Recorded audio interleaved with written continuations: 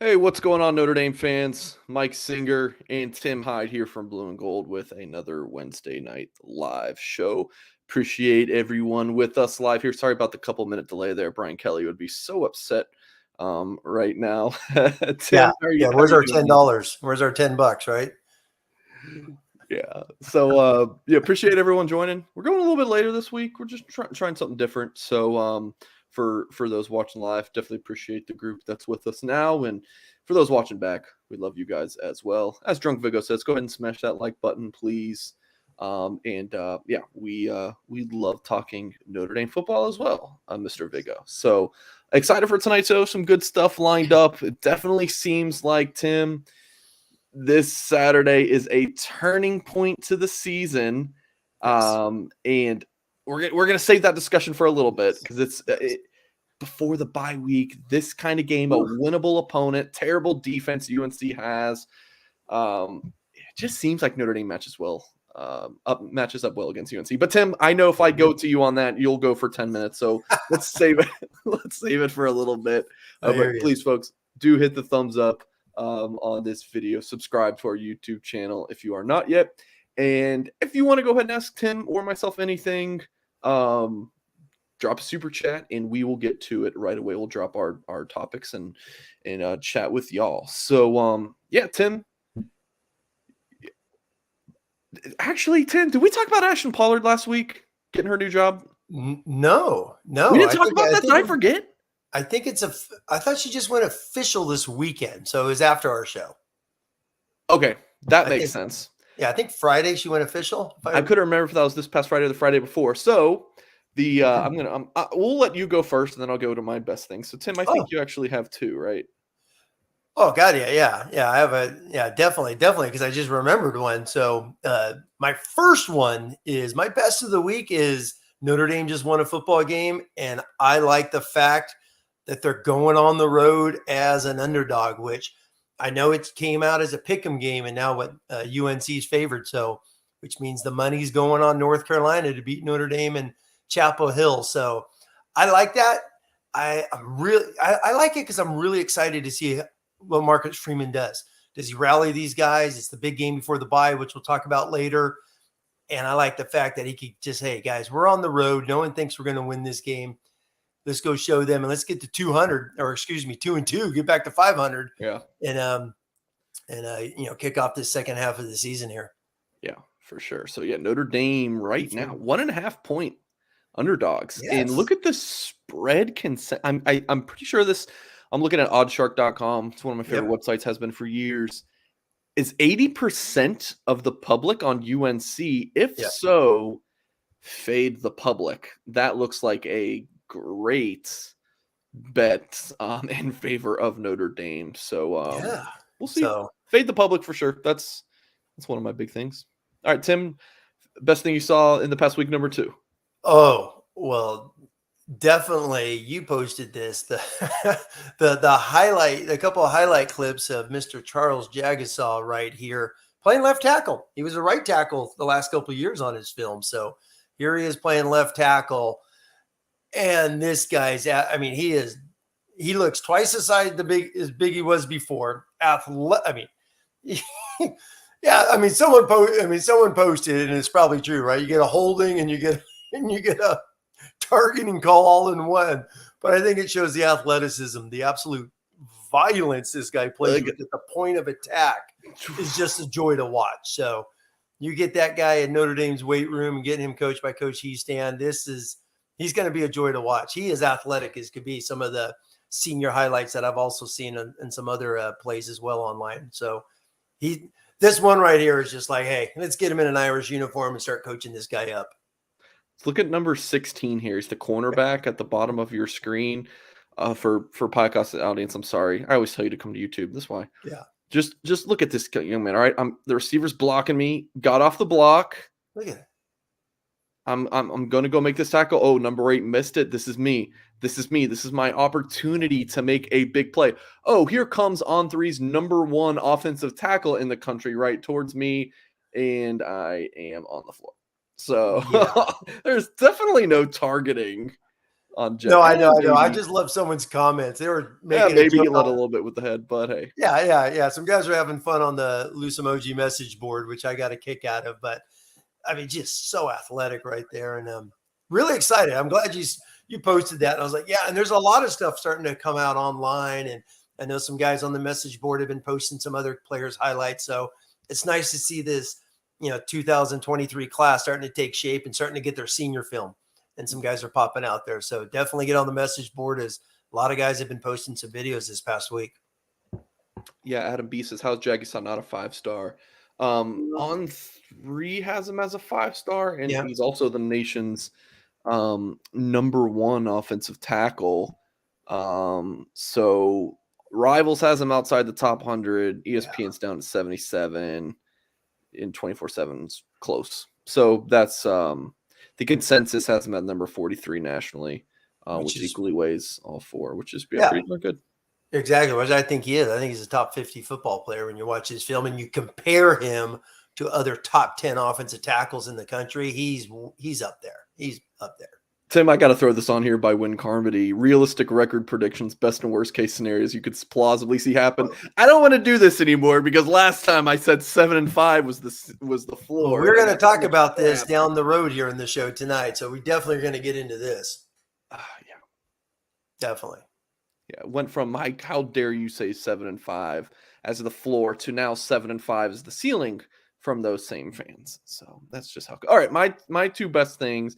So, yeah, last week, Ashton Pollard, who she was on this show with us. She worked for Blue and Gold, and she left us, what is that, about 3-4 weeks ago at this point. Mm-hmm. She couldn't announce where she was going because we all know the Notre Dame hiring process just takes forever, I guess, good old O'Leary. So she is working, Ashton Pollard, Notre Dame Associate Athletics Communications Director with Notre Dame Women's Basketball and Notre Dame Swim and Dive. Listen, since Ashton's not on here, she can't tell me not to say this. She was a college swimmer, Division I swimmer, Ivy League school. I think it was Penn. She's a rock star. So this is perfect for her. It's Notre Dame, and, she loves all Notre Dame sports. So she gets to work with Neil Ivy, as the communications director for the Irish with Notre Dame women's basketball, and then swim and dive, again, a sport that she played. She did. So, so excited for her, Tim. Oh yeah. No, it's awesome. I mean, you're right. Yeah. I mean, she was a college swimmer at Penn, and no, this is awesome because she's definitely a Notre Dame person. She loves them through and through. I believe her dad's an alum, I believe, right? Yes. Yeah.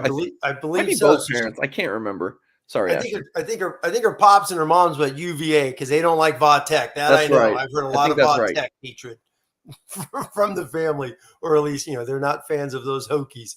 But no, wish her well. Very exciting, and looking forward to her post once the women's hoop season gets underway. You know what? Notre Dame doesn't play Va-Tech this year. That would be or Virginia. Let's say really.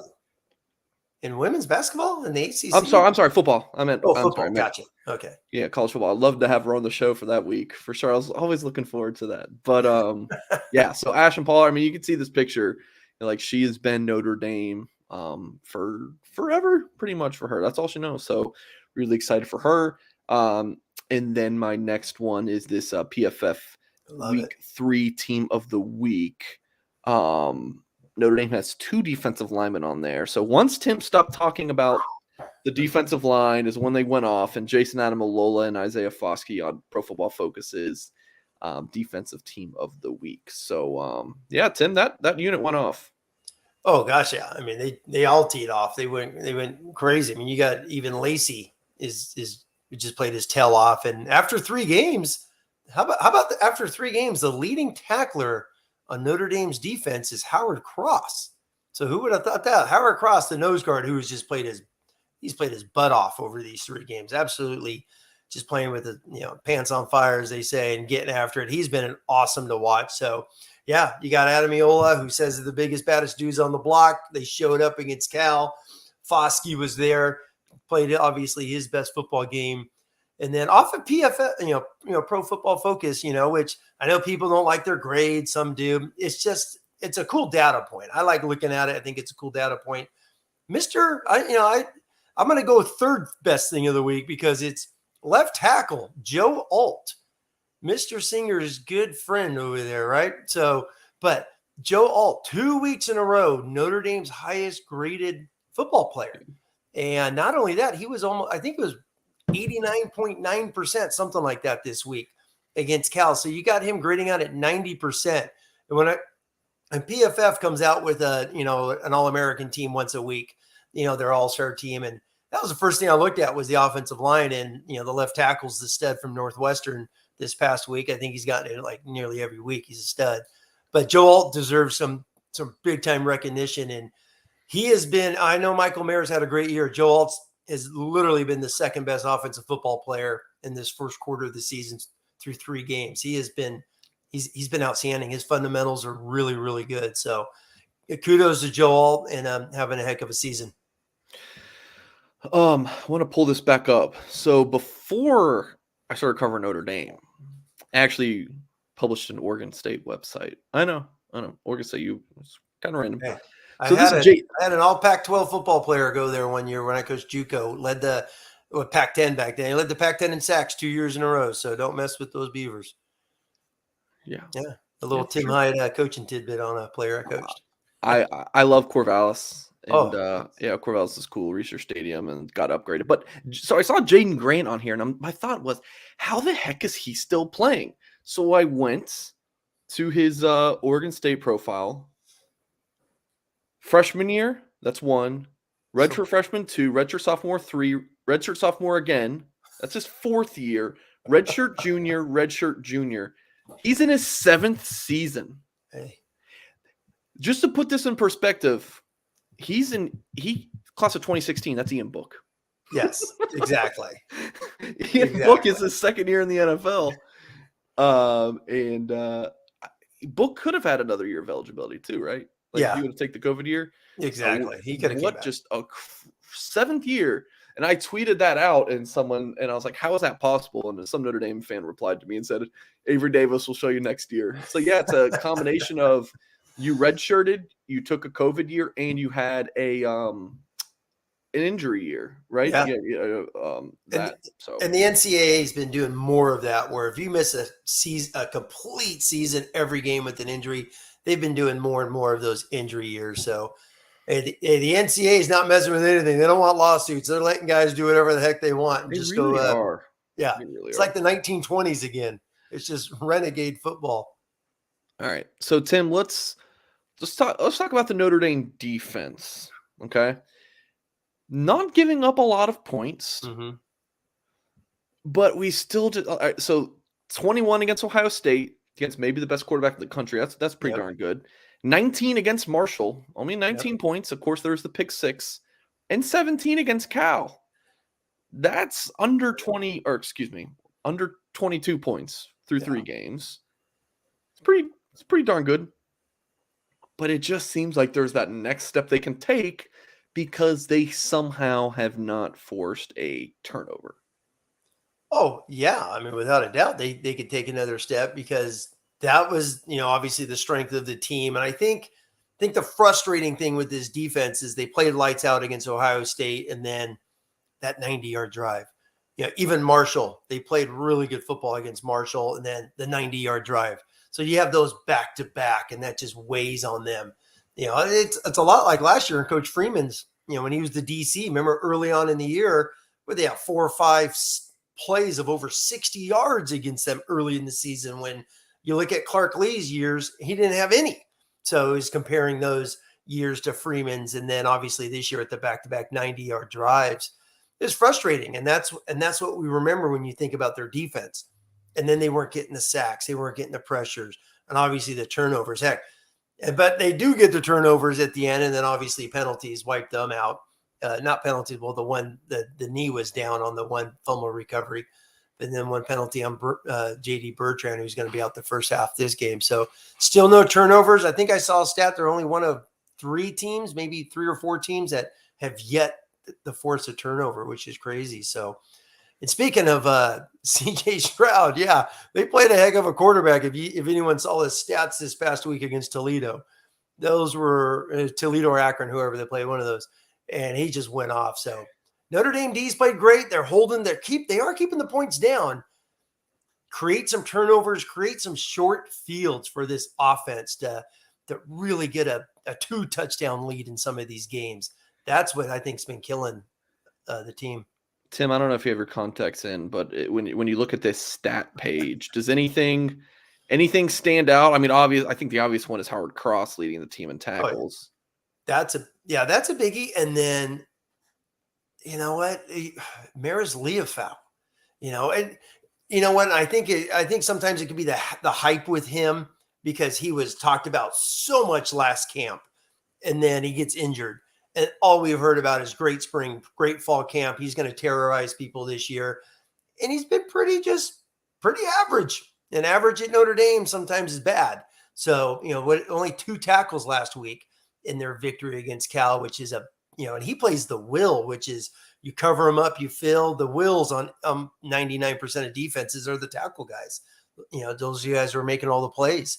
As J.D. Bertrand led the team in tackles last year, is the will.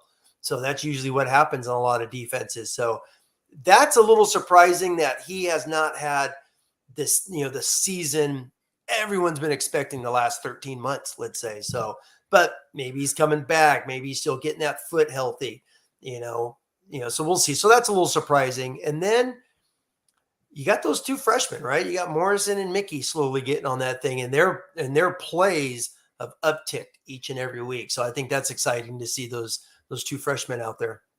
One thing that stood out to me seeing Xavier Watts defensively, because everyone told me that he was going to play receiver because he practiced a little bit at receiver. So it's like, oh no, he's a receiver. No, he's not.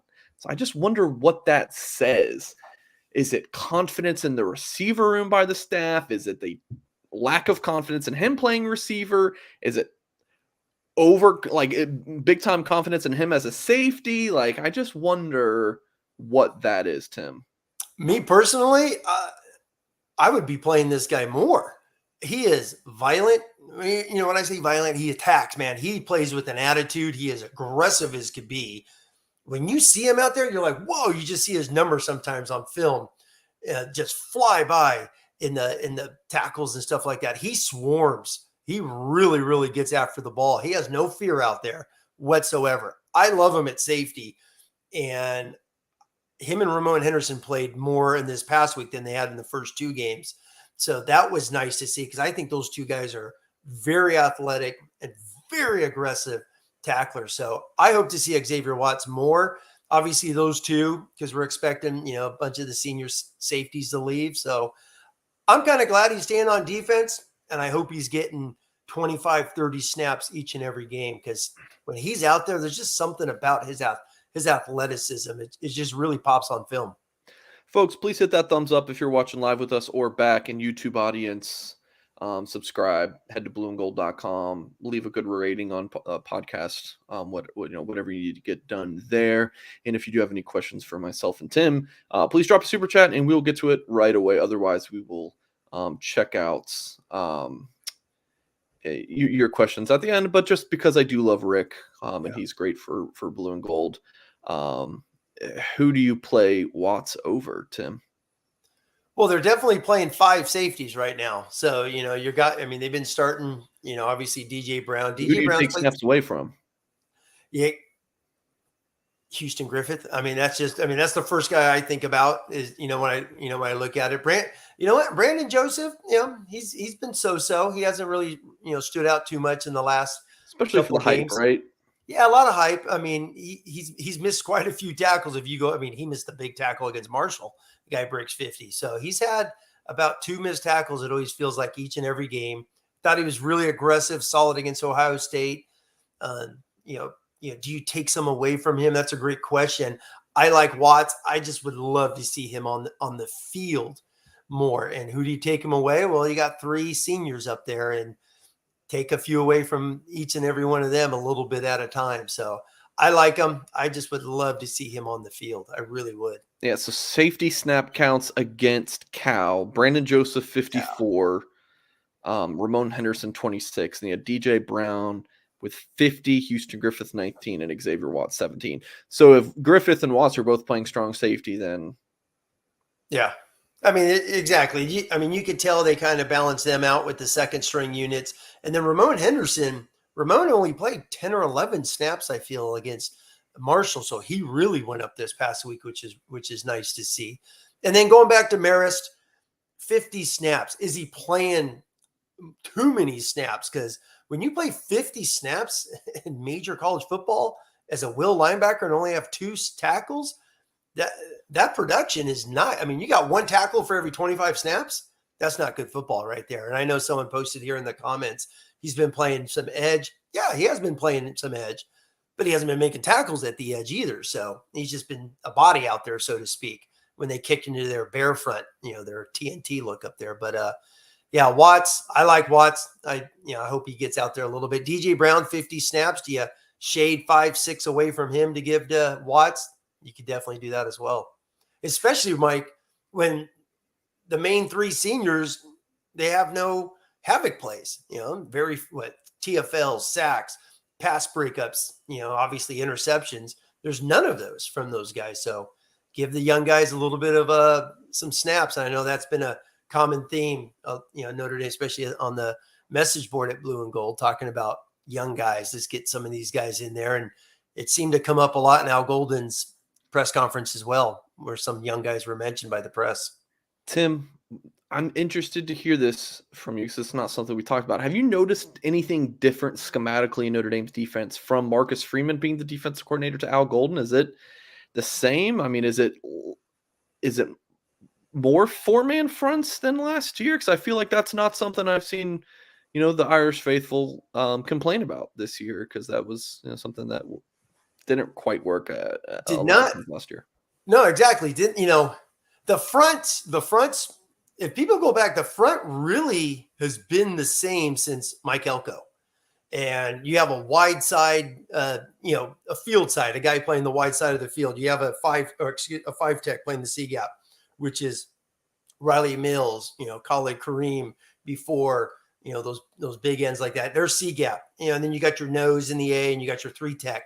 Those guys are constantly, obviously 3 points.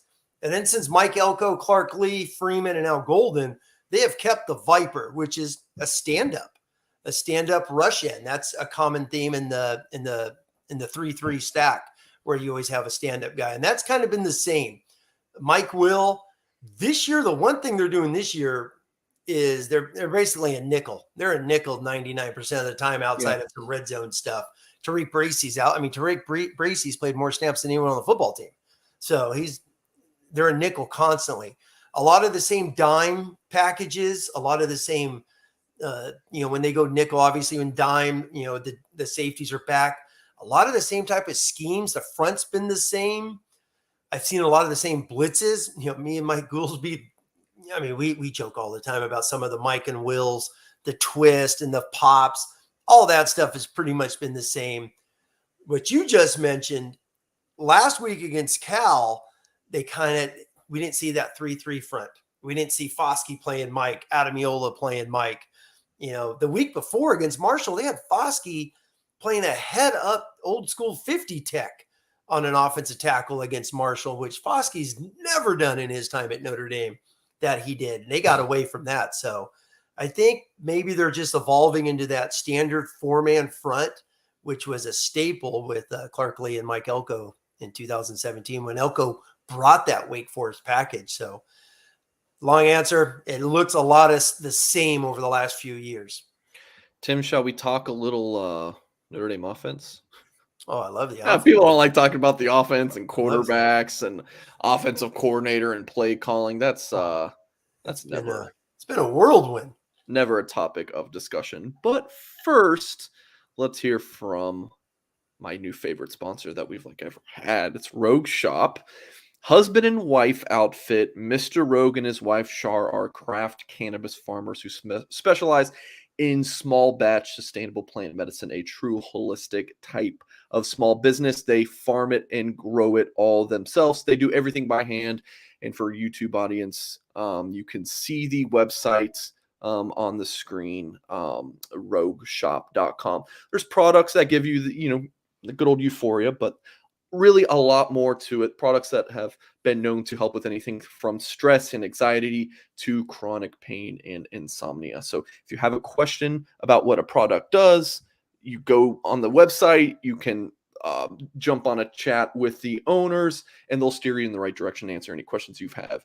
I received a box of product, and Char, Mr. Rogue's wife, had handwritten instructions for me. I never used these products before, so they took care of me in that sense. So you write articles like I do, you need some good sleep, and yes, folks, this is the good stuff. So yeah, check them out, rogueshop.com, and I do believe that there's a promo code as well. Let's see. Yep, there it is. Promo code Blue and Gold, BLUEANDGOLD. I hope you can spell blue and gold. So that is the promo code. Yeah, head to rogueshop.com, use promo code Blue and Gold, and yeah, get some good product there. All right, Mr. Hyde, let's talk some. Let's talk some Notre Dame offense.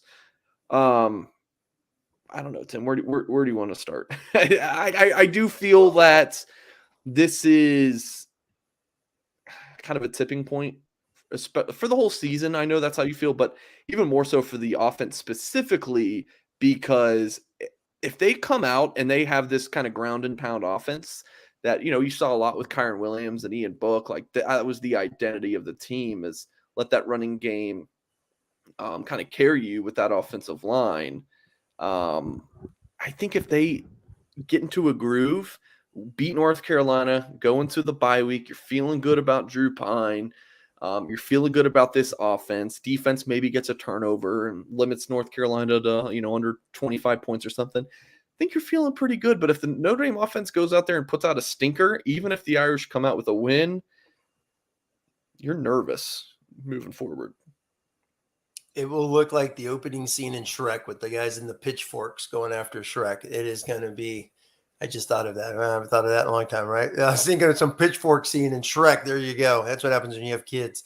But literally, it will be wild out there if that happens.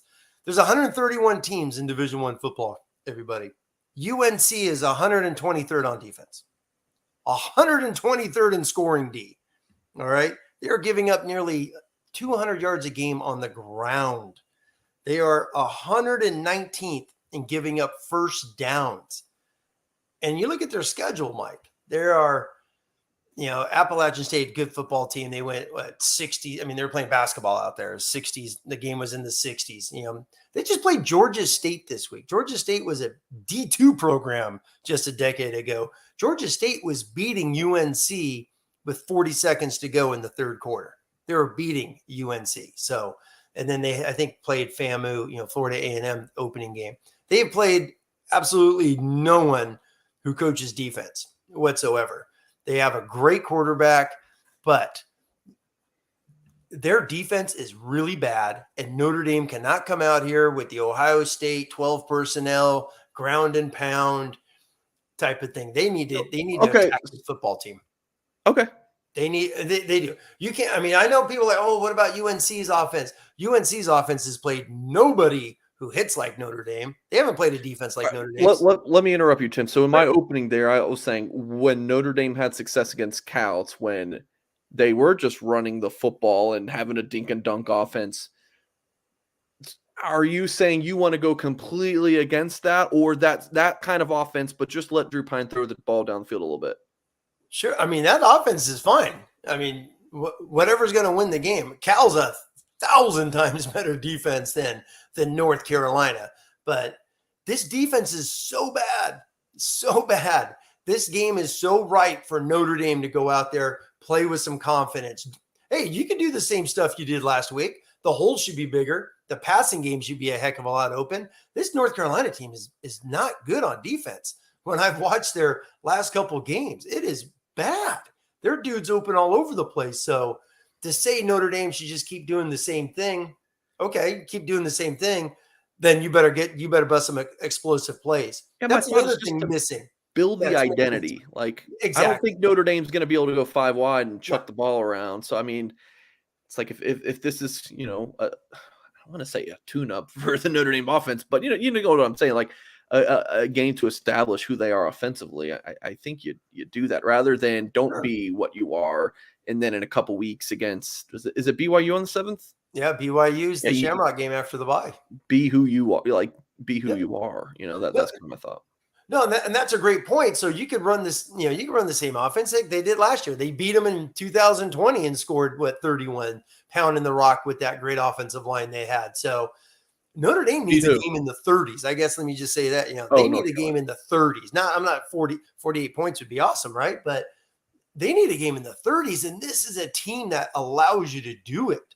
So if they want to go out there and smash the ball, go for it. And they, you know what? In the game last week against Cal, they did a lot of the stuff we've talked about. They were in 5 wides, check the coverage, bring Estime or Tyree in, ran the ball.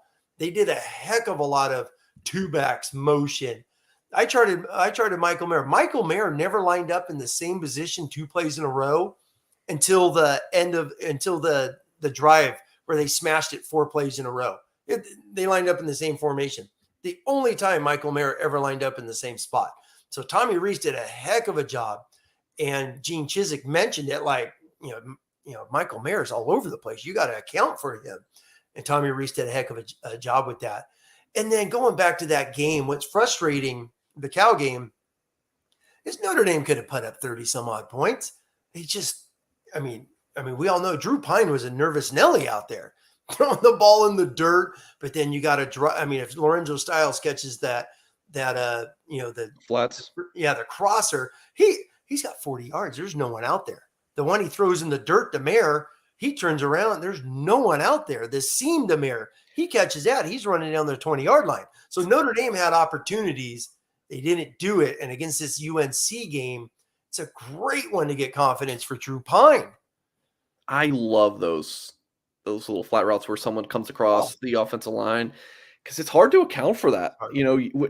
If you're, an outside linebacker or a nickel and you're playing zone in the flats, you're really focused on the people on your side of the formation. You don't often think that people are going to come across line, but I'm sure North Carolina is going to be prepared for that. Sure. If they can stop it, I would say no, because they've been. But terrible. That's been that drag, that crosser, that's been a staple of the offense for some years with some of those guys. And speaking of, guys like Bash Jason Garrett did a great job talking about they're going to be in man, expect this. He was like calling some of the stuff before it happened and was breaking that down.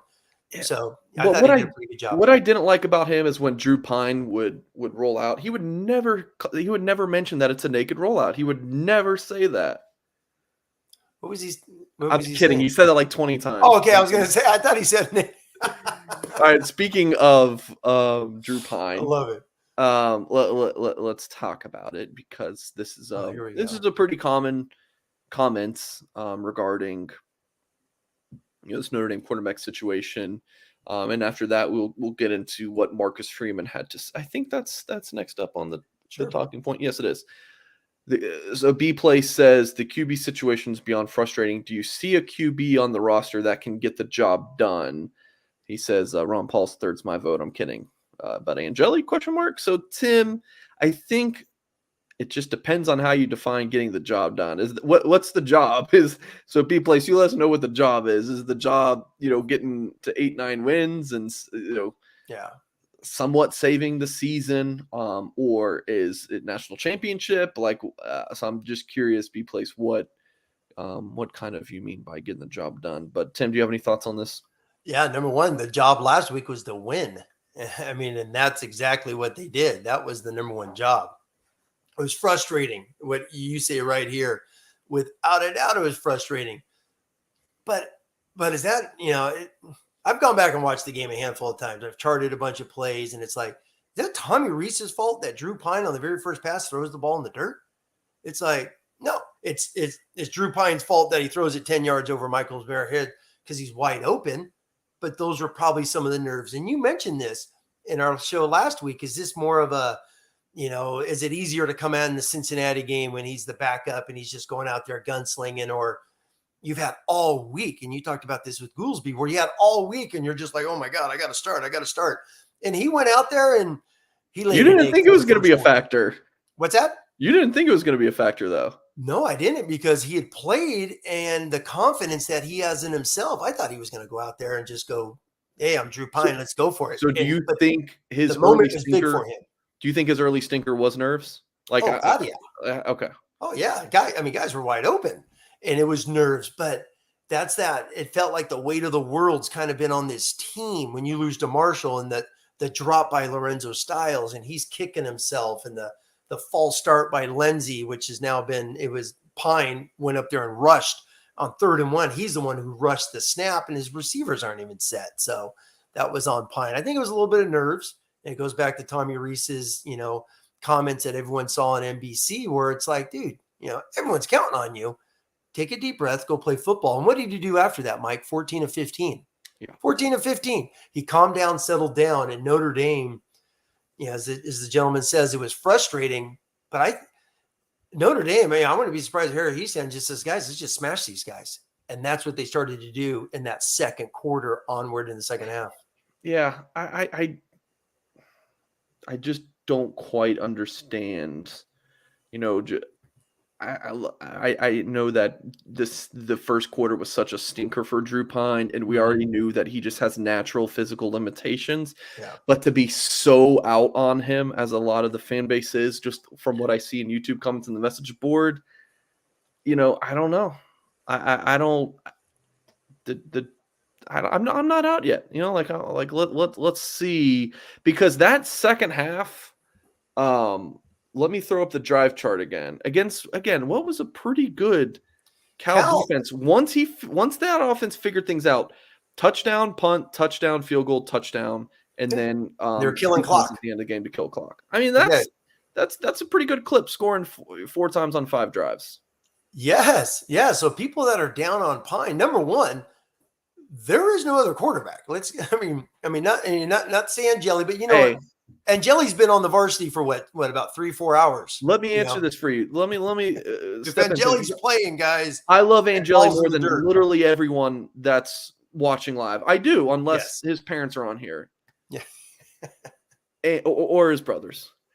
But I'm not. He can't be the answer right now. No. That's got to be something. If it need be later in the season, you cross your fingers and you say your Hail Marys that Drew Pine stays healthy. But continue. Yes. No, exactly. I mean, so all these people, we need to change. Drew Pine is not the answer. If you're a Notre Dame fan, he is the quarterback. Support him. He is the guy right now. So they're not going to go to Steve Angeli unless they have to. Pine's been in the system 3 years. Angeli's been in the system a couple months. And he was, as soon as camp was basically as soon as they started camp, after they named Buckner, on day 10 or whatever it was, they did nothing but Buckeye prep the rest of the way. And Angeli was down at the other end of the field playing cards, on the Buckeye cards, throwing those passes. So Angeli's just starting his second week of getting back to where he was in spring ball, learning the Notre Dame offense each and every day with Coach Rees. So they got those 2 quarterbacks. It's going to be Pine's show. Pine's going to be the guy the rest of the year, and I think they will evolve. Goes back to Rees's comments in that last week where he was like, we know who Pine is. We know his strengths, and we're going to build an offense around them. Now, you're going to have to take a deep shot every now and then, and I think they will. I think they'll do that. I think they will do that moving forward. The goal last week is that game evolved. Run the ball. Our defensive line is dominating. Do not make Pine do anything stupid to give any mojo to the other team, just like Buckner did the week before against Marshall with the pick 6. All right, let's talk about some transfer QB stuff. So, love it. Monday, Marcus Sherman has his press conference. Yeah. Usually right away, people are asking about injury updates and kind of get into the nitty gritty. 28 minutes into the press conference, the Athletic beat writer for Notre Dame, Pete Sampson, asked about, did you consider taking a transfer quarterback for this past season? Freeman heard that as after this season. Yeah. So Freeman said that's something we'll talk about after the season. see where Tyler Buckner's coming back from injury. It's a long season ahead. We still have 9 guaranteed games to evaluate Drew Pine, Steve Angeli, and Ron Paulus. If that's a position of need where we have to get a high school quarterback, because remember, guys, they don't have one in 2023 yet, and I think they certainly need one. But he said high school quarterback or transfer quarterback will definitely evaluate that. And then Sampson basically said, "Oh, okay, that's great, but I meant last year." And then Freeman basically said, "That is something we talked about, but we decided not to go that route." Well, Tommy Rees, Irish offensive coordinator, met with the media Tuesday night, was asked about this, and Rees said, talking about looking at transfer quarterback last year, heading into this season, we certainly looked around. There are a lot of reasons why sometimes transfers work and don't work. To go through all the reasons why is probably a waste of time at this point. It's something we looked into. It's something we had conversations about and with. For reasons in our control and out of our control. It just didn't happen. That's that. We continue to press on and move forward. So both pretty standard coach speak, saying a lot without saying a lot kind of deal. But, when you look at some of the rumored names out there for guys who, I think it's pretty well known that Keaton Slovis and JT Daniels were both very interested in a move to Notre Dame. I don't really like putting out, names for gossip like this. So, but there's another quarterback in the SEC who I was told, no, not like a big name. I don't think everyone would know about him, but someone I think who could have enhanced this quarterback room. So even if it's not a world beater, Tim, just to have another quarterback in this room, I think Notre Dame, it was a bad choice to not bring one in, because this is my thought. If I'm JT Daniel, I'm transferring from USC because I'm not playing. All right, Caleb Williams is here. I got to go find a new spot. And all right, he was at Georgia, USC. Oh, JT Daniel went to Georgia. I'm sorry. Yeah, right. Daniels. Yeah. So he left for USC to Georgia, and then he's transferred from Georgia. He's not starting over Stetson Bennett. Dude just won a national championship. Yeah. So I just want a shot somewhere. Yep. I'm not going to go to some FCS school. I just want a shot to go play quarterback at a big time. Oh, you're saying Notre Dame and the guy who's going to start got injury history? Sign me up.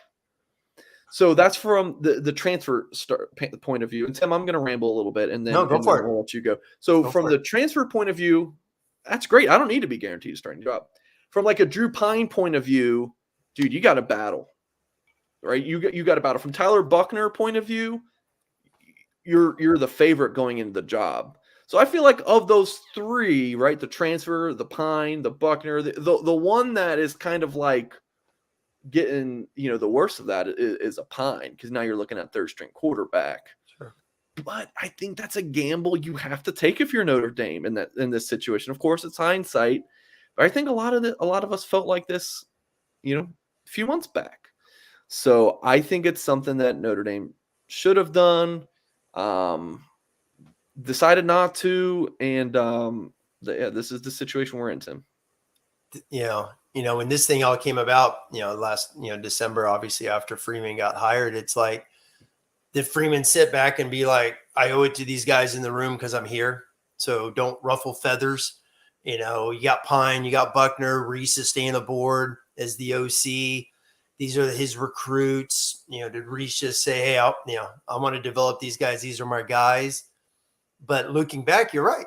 I mean, Tyler Buckner had a great junior year. He missed his senior year. That's COVID related, not his fault. But the year, sophomore year, he had an ACL injury. He didn't play. And then last year he had to sit out with the Wisconsin game, I believe, because he had a pulled hammy because he was with the player of the game against Toledo. So he's the workhorse against Toledo, helped them get that win. He was the mojo in that game, and he pulls his hamstring in that game. So, and I believe the Fiesta Bowl, where Buckner was a little dinged up at the end of that one, that's why he didn't get in. People are like, why didn't Buckner get in? Freeman kind of coach speak hinted. Really? He was a little beat up. I don't remember that. Okay. Yeah, it was something like that. I have to go back and read some of the press conferences, but that was always like kind of inferred that he was a little dinged up. So, and then obviously Pine. I mean, we see Pine. So you're right, Mike. How did Freeman in his first year, who every first year coach has a grace period, so to speak, just be like, hey, I'm the new coach. We need another damn quarterback in this room, and we could bring in some dudes with starting experience. So that's a little shocker, when you look back, like, how did you not see this room thinking? I mean, even Marcus Freeman said himself during the press conferences in August, like, after they announced him, where they told Pine, hey, I've never gone a season without playing 2 guys. So you already know ahead of time that Buckner's going to miss something, whether it's a sprained ankle or a pulled hammy, misses 1 game. So you already know that. So you're going into the season expecting Buckner to miss a game, Pine to start, and then Angeli's your number 2. That's an interesting scenario that's now developed and has happened for 10 games now, starting last week with Buckner gone. I have 2 thoughts here, and I really don't like speculating on what person would think here, but I'm going to do it anyways. I think from Freeman's point of view, because I actually think that this might be accurate. I think from Freeman's point of view, it was, man, I'm the head coach. That's like, I'm the new head coach. Yeah. It was a honeymoon period for that offseason. It's like, man, you bring in a transfer quarterback, a big name guy like a Slovis or a Daniel potentially. Sure. Like, how much does that throw things off? You're riding on Tyler Buckner, and it didn't work out because the young man had an unfortunate injury. And I think from the Reese point of view, how about this, Tim? You bring in a transfer quarterback 2 years in a row. That does not look good for you as a recruiter, right? Because they bring in Jack Cohn. It's like, oh, you're not recruiting very well, and you have to keep bringing in quarterbacks. I think that might be, look, everyone has egos. I have an ego. Tim Hyde has an ego. Coaches have huge egos. I think Tommy Reese, and I'm not knocking Tommy Reese for saying he has an ego. It's just the fact of the matter. I think that he probably thought to himself, I want to roll with the guys I've got. I believe in Tyler. Just keep him upright. And I think he believes in Drew as well. Yeah. Yeah, that's kind of my thoughts, Tim. No, that's a great thought, because I'm sure some of that went into that. Like, we talked before the 2021 season, we were doing our prep and our pre-shows in August and stuff like that. Like, Brian Kelly, they had to get Jack Cohn because they're like, we can't play Tyler Buckner. He didn't even have a COVID year. He hasn't played football forever. And they had just had Pine in camp and went through the 2020 season with him. They already knew what they had. And Kelly's like, we can't go into 2021 with no quarterbacks. So that's how they got Jack Cohn. To do that 2 years in a row, you're definitely onto something there, Mike. Like, well, what the hell's going on with the quarterback room? We don't have any quarterbacks. Well, you got one at BC. They have, obviously McNamara is no longer at Michigan. He was an early commit who left, way back when. So it's like, what is going on with the quarterback room where we have to get transfers? Unless Notre Dame gets these guys and they have success, and maybe does this evolve into something that they do every couple of years once CJ Carr gets here and he develops, who knows? But no, you're right. Looking back, it's interesting. What were those conversations with Freeman and Reese? Because Slovis did come out and say, yeah, I talked to Notre Dame, and he's a damn good quarterback. You watch some Notre Dame SC games when he played. The guy could throw. And JT Daniels was the National Player of the Year at Mater Dei. So he's just been, some injury, and he's had some bad luck during his time as well.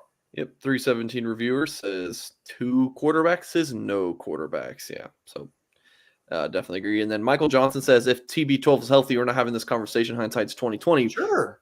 But again, he has a history of it, right? I mean, Buckner has a history. Oh. No disrespect. I'm a big Tyler Buckner fan. I love Tyler Buckner. I think he's athletic. He's got unbelievable qualities as a quarterback that could be so dynamic if they, as I keep saying, if they ran that damn Cal offense where they weren't in 12 personnel and 11s, the motions, all the things that they're doing with 2 backs, and they've done that in Ohio State and Marshall for the whole game, we're looking at a different Notre Dame team. Don't forget, Tyler Buckner got hurt because he had to be the damn offense against Marshall. He was the only dude doing anything in Marshall. Yep. So Tyler Buckner is a really good quarterback. So yeah, hindsight's 2020, but he has a history of this. And it seems like there was really no preparation as we're talking like, well, we're just going to ride with these guys. Well, let's see if Pine could get him to 9-10 wins now, Mike. So here we go. All right, Tim. Our it seems like it's a weekly segment at this point is to revise our score predictions. Excuse me, record predictions. Yes. So at the start of the season, you said 12-0.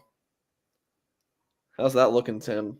Well, I said 12-0. It was a Buckeye win, and I predicted a Buckeye win. So, Oh no, you don't hey, get that. the You don't double get it. safety blitz, right? You But don't get an anyway, if. Oh, get out of here. You don't get a 12-0 if they. hey, Well, we did obviously not. they're going to have Hey, to we beat did Ohio not. State. Obviously they're going to have to beat Ohio State to go 12-0. Exactly. So that's why I said if they beat Ohio State, I thought the senior class was going to rally and take them to the playoffs. That did not Take the happen. L. Take the L, Tim. Oh, I'm taking the L. Definitely taking Hey, the I L. said 10-2, so I'm still looking somewhat good there because it's at least possible. So Tim, we're going to go quickly game by game and boy. give me win-loss with a little blurb. All right. So Notre Let's Dame's go up. the easy ones. Let's go because I've been on the We're message going board. through every single one, Tim. We're going through all of them. You wanted to do this segment, so we're doing this Go for it. game Here by we go. game at UNC. Well, I haven't done my prediction show yet, right? So here we go. So we're I'm doing it now. gonna Put you on the spot. we'll push that one right now. Push. We're just gonna do it till the end. I will predict a win. I will predict a North Carolina win. All right, Notre Dame win. Notre Dame. Of course, we have our final thoughts and observations video prediction Yes. Friday morning. You'll throw that up around noon or so. So, Yeah. folks, make sure you check that out. I- Go ahead. No, I was going to say because once again, come on, I'm a coach. You got to have multiple scenarios. So my one scenario is if they beat North Carolina, they're going to go 8-4. And if they don't, I'm telling you, if they do not beat North Carolina, and I'm saying 8-4, I do not think Notre Dame is going to beat Clemson. I think that defense is going to just dominate that football game. I hate to say it, Notre Dame fans out there, but their defense is freakish. And who's ever at quarterback, Angeli or Pine, good luck. And I just think SC at the end of the year is just going to, if Caleb Williams is the quarterback there, their offense is just going to is really, really explosive. Not a great defense, but is Notre Dame going to be able to outscore Caleb Williams in the Coliseum? I say no. They beat North Carolina. If they lose to North Carolina, Mike, you're looking at a 1-3 football team going into a bye, getting ready to play BYU. I know they lost to Oregon, but this BYU team is experienced. This could be their whole team. They're all 26-year-old guys, man. They're old. They're veterans. You got to go beat those guys at 1-3. Where's this team going to be mentally in the bye week, getting ready to go to Las Vegas at 1-3? This is where are they at? Game. It's a crucial game. I'm telling you, this North Carolina game is bigger than the Cal game, and the Cal game was huge, as we know. So this is a massive game. If they lose to North Carolina, they're going to go 5-7, 6-6. 6-6 is the best record they'll have. So that's my prediction. Do you want to go game by game here, or can you not do that in your heart?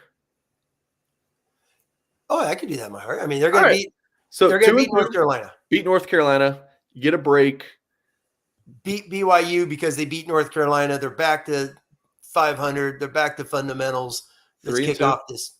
Yeah. Okay. 3-2 going into Stanford. Going 4-2. Yeah, Stanford, UNL. I mean, UNLV is bad. They're going to beat those guys. Beat the Qs. 6-2. Clemson. I'm sorry. I know people don't like their offense, whatever. Their defense is legit. All right. So 6-3 headed into Navy. Navy. They're going to beat Navy. Navy may be the worst team on their schedule. Okay. So 7-3, 8-3 beat Boston College. They're not. Yeah, and the BC. They're not. It's senior day. They're not going to lose to Phil Jurkovic. There's no way they're losing to Phil. Heck, he may not even be there. They have 5 offensive linemen out for the season, so who knows who's even blocking for them. I heard they moved a tight end to start on the O-line, so they'll definitely beat them. And then I got SC. It's just going to be too much offense in the Coliseum.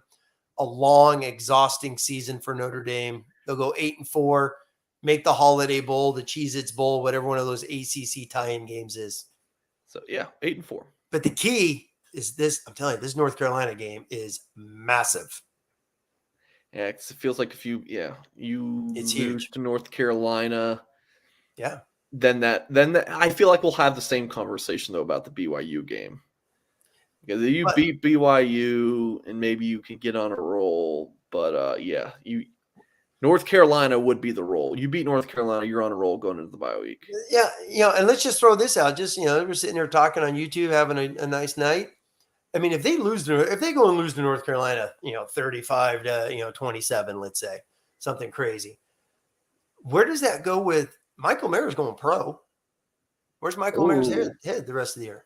Isaiah Foskey's going pro. Isaiah Foskey just had a little tweaked knee, right, when he was sitting there shaking it out against Cal. Where's their mind? Where are these young guys? Where's Junior Tuialamaka? How about Prince Colley? If Prince Colley doesn't play this week, he's like, I'm watching these senior linebackers ahead of me who aren't making tackles and we're 1-3. When do I get to play as Prince Colley? I'm using, just using him as an example. Fractions happen in football teams, and when you're at Notre Dame and you're 1-3, can something like that happen on a bye? And then you're traveling, obviously, Vegas. It's tricky. That's a great one to talk to Mr. Goolsby next Sunday about. Obviously, we'll know the answer after, because he's doing it post UNC. But it's a fascinating thing that, like, what happens in that room if the worst scenario takes place in Chapel Hill? See, I think under Freeman, I think it'll be fine because everyone loves Freeman. But everyone loves him, and yet they're 1-3. Yeah, I think so. I still think so. I think he'll galvanize the troops. But the Mayor Foskey conversation, look, everyone can love Freeman, but they love themselves more, right? Yes. So you got to look out for yourself. So the Mayor Foskey conversation, that is interesting. Yeah. I hadn't thought about that. Do you just start opting out at that point? I don't know. If it's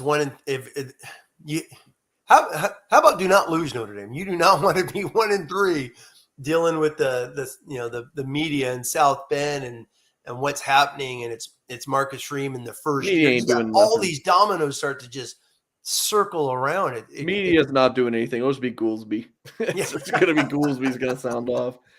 I love it. I love it. He's going to really do anything. See, someone just put a youth movement. Well, you do a youth movement, you got a dozen. How many guys came back for their 5th year? A lot of bodies. Josh Lugg came back to play his 6th year at Notre Dame. Hey, Josh, go sit on the bench now. I got to get ready for 2023. It could be. Jared Patterson would have been a 2nd-round draft pick. He was going to be a top 50 pick. He was going to go in the 2nd round. So you can't have, what are you going to do, a youth movement for Patterson? But does Patterson be like, man, I've missed 2 springs. They would have won the Joe Moore Award in 2020 until he got injured.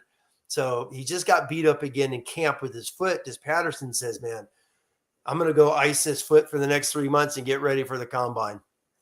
There's a lot of things. That's why this Carolina game, man, this team is right there. All right. On where they're going to go. So I hope everyone enjoys that. This is where I would say, Tim, do you have any closing thoughts? But we're going to, tomorrow night, we'll record our final thoughts and observations video to post Friday around noon. And Thursday, 1 p.m. Eastern time, recruiting live show, myself and Trey Yannity. We'll talk some Irish recruiting, take your questions. Post Marcus Freeman reaction video. Freeman talks to the media tomorrow.